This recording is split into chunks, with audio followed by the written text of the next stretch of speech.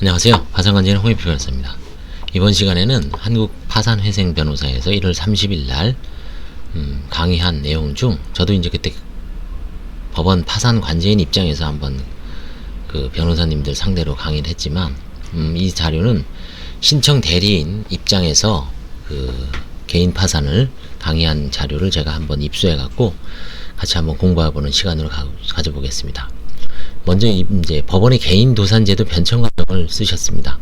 1962년에 파산법에 도입한 면책제도가 있었습니다. 그러나 사문화됐죠. 이용을 거의 안 하고 있었습니다. 97년 11월 8일 국내 최초 면책 결정이 있었습니다. 서울중앙지방법원 민사 50부죠. 그 당시에 최초 면책 결정하신 분이 지금 서울회생법원 서경환 판사입니다. 서경환 법원장님입니다. 최초 파산은 정준영 부장이 했고, 그 다음에 이제 파산 이후에 면책은, 구파산법은 파산 선고 이후에 파산 절차 종료 이후에 30일 이내에 면책 신청을 하게 되기 때문에 이게 분리가 돼 있었죠. 그러니까 그 당시에 이제 민사 50부 중앙법원입니다. 그 당시에는 파산법원이 없을 때예요. 파산부도 없을 때 서울중앙지방법원, 그때는 뭐 서울지방법원이죠. 중앙이라는 법원도 없었죠.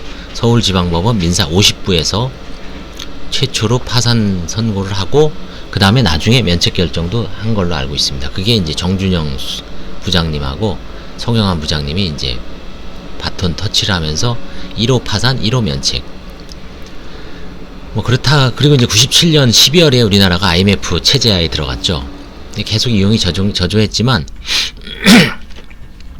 97년도에 이제 DJ, 98년도에 DJ 김대중 대통령이 취임하고서 경기 회복을 위해서 이제 신용카드 사용을 소비를 장려하면서 신용카드가 또 너무 많이 사용되는 바람에 2002년, 2003년대 신용카드 사태가 났죠.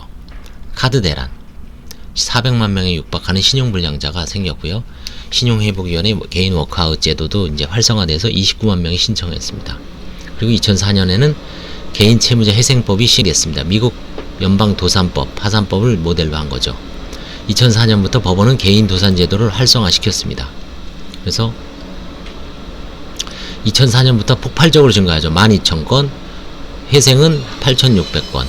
2005년에는 개인 파산이 44,000건, 개인 회생이 56,000건. 2006년도에는 그야말로 개인 파산이 12만 건, 그 다음에 개인 회생이 56,000건, 워크아웃도 85,000건. 이렇게 급속하게 증가되니까 갑자기 법원에서 2007년도에 개인 파산 엄격 심사 방식을 도입을 했습니다. 저도 2007년 5월부터 이때 이제 법원에서는 개인 파산 관제인 확충을 했습니다.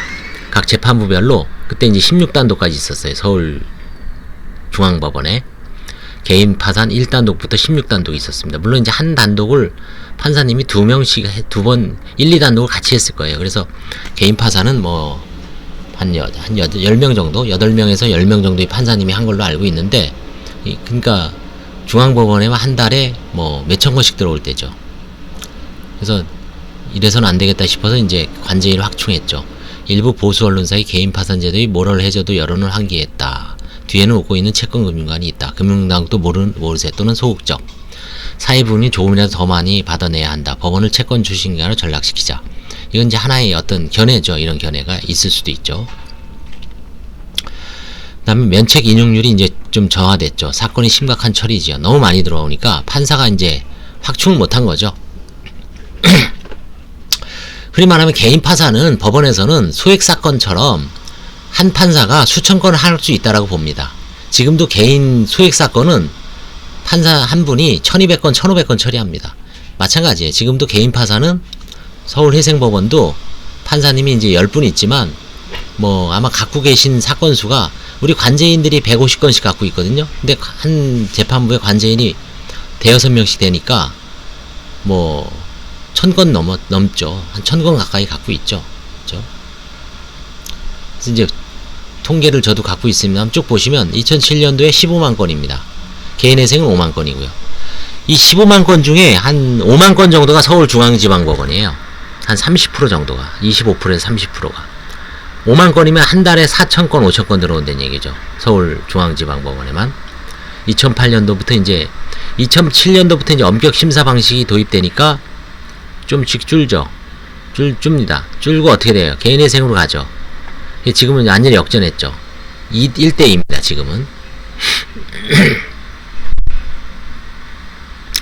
그 다음에 이제 2012년 전면적으로 파산관제인 선임제도를 도입을 했죠. 도입을 하고 2012년 제가 어제 유튜브에서 찍었지만 2012년도에 이제 공청회를 했습니다. 1월 9일날 박정호 판사님이 공청회를 하고 그 다음에 저도 그때 발표를 하고 2012년부터 이제 새로운 제도 전면적 대신 비용을 30만원으로 낮추고 전면적 파산관제인을 선임을 했죠.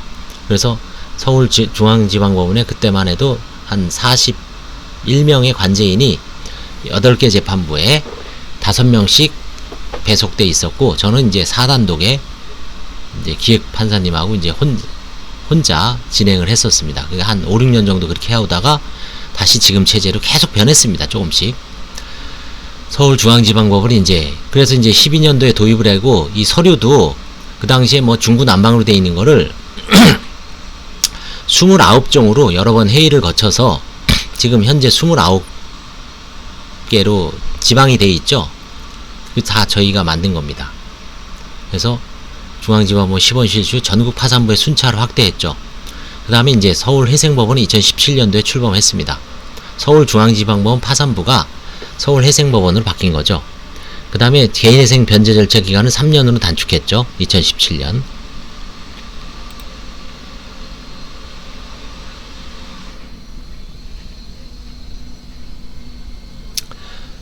자, 그래서 이제 개인 파산을 어떻게 할 것인가, 그쵸? 어떻게 할 것인가. 일단 변호사 상담 단계가 있어요. 늘 뭐 말씀드리지만 저도 이제 비슷한 취지의 유튜브를 찍었죠. 진단을 잘해야 된다. 우리가 의사한테 처음에 갔을 때 몸이 아파서 갔을 때 일단 진료를 하죠. 일단 뭐 청진기 될 수도 있고 물어보죠. 증상이나 물어보고 어떤 증상을 이제 판정을 하죠. 거기서 이제 의사가 뭐 여러 갈래길이 있죠. 딱 알 수 있는 게 없으면 또 이제 뭐 CT를 찍거나 MRI를 찍거나 아니면 뭐 종합병원으로 보낸다든지 일단 가벼운 약을 준다든지 여러 단계별로 이제 하잖아요. 마찬가지입니다. 어떤 이제 환자라고 봤을 때 개인 신용불량자가 오셨을 때 변호사가 상담을 해야 됩니다. 상담을 하면 이제 의사에 비유하자면 진료하는 거죠. 진단을 하는 겁니다. 그래서 개인 파산으로 이 사람을 안내할 것인가, 개인 회생으로 갈 것인가, 아니면 이도저도 아니게 개인 워크아웃이 적절한가, 그쵸? 교통정리를 해줘야 됩니다. 개인 파산으로 갔다가 뭐 환가를 당하거나 아니면 문제가 심각해질 수도 있어요. 그는 대안으로 개인 회생 아니면 워크아웃 교통정리를 해줘야 됩니다. 그래서 개인 회생 절차와 개인 파산은 비교는 이건 너무 많이 뭐 알아서 다 안다고 보죠. 다만 지금 최근에 개인회생에서 이거를 5억씩 업그레이드 하려는 지금 개정안이 이제 나와 있다고 합니다. 담보채무를 최대 15억, 무담보채무는 최대 10억까지 이제 5억씩 증액을 해서 개인회생 절차를 활성화하는 거죠. 지금은 예를 들어서 내가 빚이 6억이면 개인회생으로 가고 싶어도 일반회생으로 가야 돼요. 일반회생 내지 간회생으로 가야죠. 급여소득자가 아닌 자영소득자는. 그러면은 개인회생을 못하고 일반회생으로 10년을 갚아야 되는데 부담이 될 수도 있죠. 그렇다고 개인 파산으로 가기엔 좀 그렇고. 개인회생제도는 채무자에게 일정한 수입이 있는 것을 전제로 채무자가 원칙적으로 3년간 혹은 3년에서 5년 정도를 갚는 겁니다. 원금이 일부를 변제하면 나머지를 면책받을 수 있는 제도입니다. 개인 파산 제도의 주 목적은 모든 채권자가 평등하게 채권을 변제받도록 보장함과 동시에 채무자에게 면책 제도를 통해 남아있는 채무에 대한 변제책을 면제받아 경제적으로 재기갱생할 수 있는 기회를 부여하는 것입니다. 개인 파산을 신청하는 이유는 주로 파산 선고를 거쳐 면책 결정까지 받음으로써 채무로부터 해방시키는 거죠.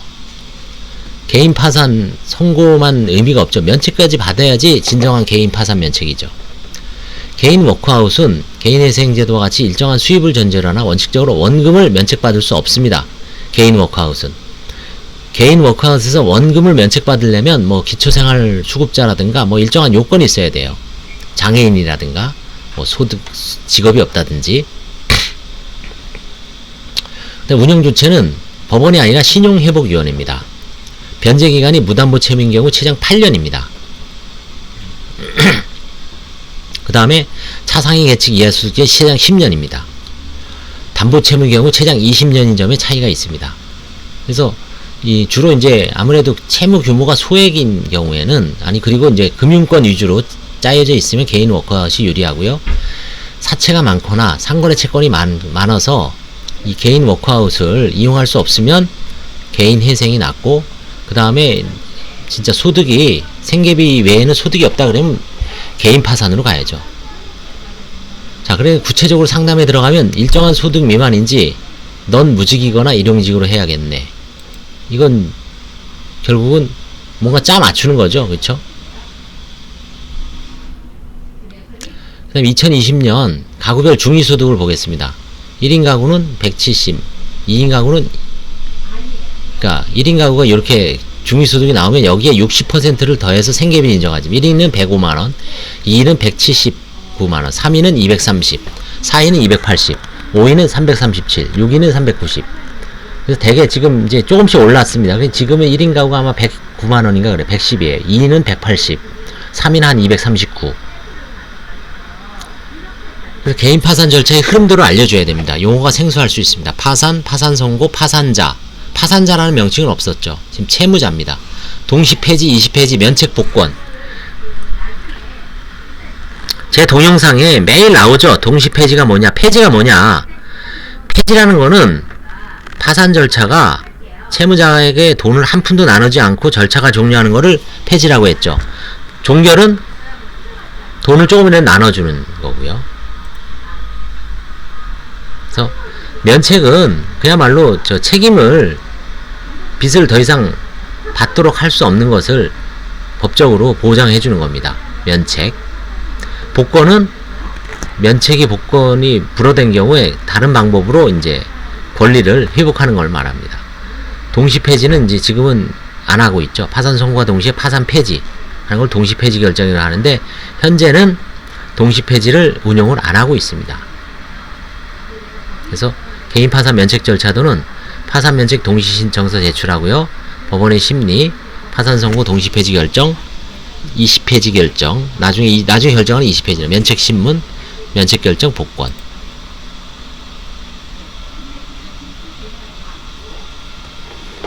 자, 그래서 주소, 관할은 중요성이 있습니다. 서울회생법원을 이용하는 게 유리합니다. 왜냐하면 서울회생법원은 제가 늘 강조하죠. 서울에서 뭐 진짜 설거지라도 하고, 여자분은, 남자는 택시라도 몰아라. 택시도 또 자격증명이 있어서 요즘 쉽게 안 된다네요. 옛날에 그냥 어디 택시 회사 들어가면 운전할 수 있는데, 지금은 시험을 봐야 됩니다. 뭐 택배라도 해라. 그쵸? 배달 회사라도 들어가서, 그럼 서울에다 관할을 창설할 수 있어요. 왜? 채무자의 주된 사무소나 영업소가 있는 곳. 그건 계속 근무지. 그쵸? 나 서울 식당에서 설거지 합니다. 나 서울에 있는 회사에서 배달합니다. 그쵸? 서울회생법원이 유리합니다. 뭐 더 이상 강조 안 하겠지만 14종으로 출발하죠. 그리고 배우자, 부모, 자녀들의 서류를 원칙적으로 일단 안 받습니다. 그럼 처음부터 좀 몸이 가볍죠. 근데 지방 뭐 경기도나 서울에서 하려면, 인천에서 하려면 힘들죠.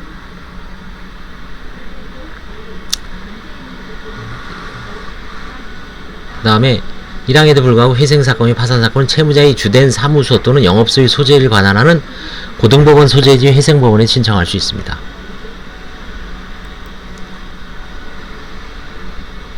사업자가 있으면, 의정부나 인천에 사업자가 있으면 서울회생법원에다가도 신청할 수 있습니다. 사업자가 있으면.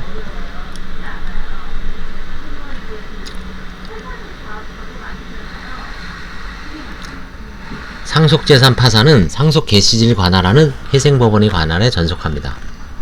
채무자의 주된 피상속인이 주소지죠.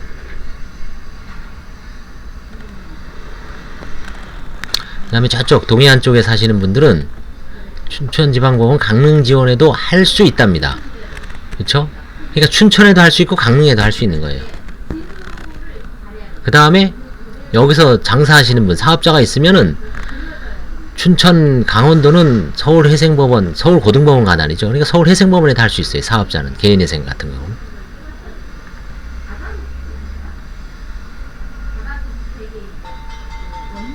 자, 오늘은 그 첫 시간으로 여기까지 하고요. 다음에 이제 한번 계속 이어서 한번 해보겠습니다. 감사합니다.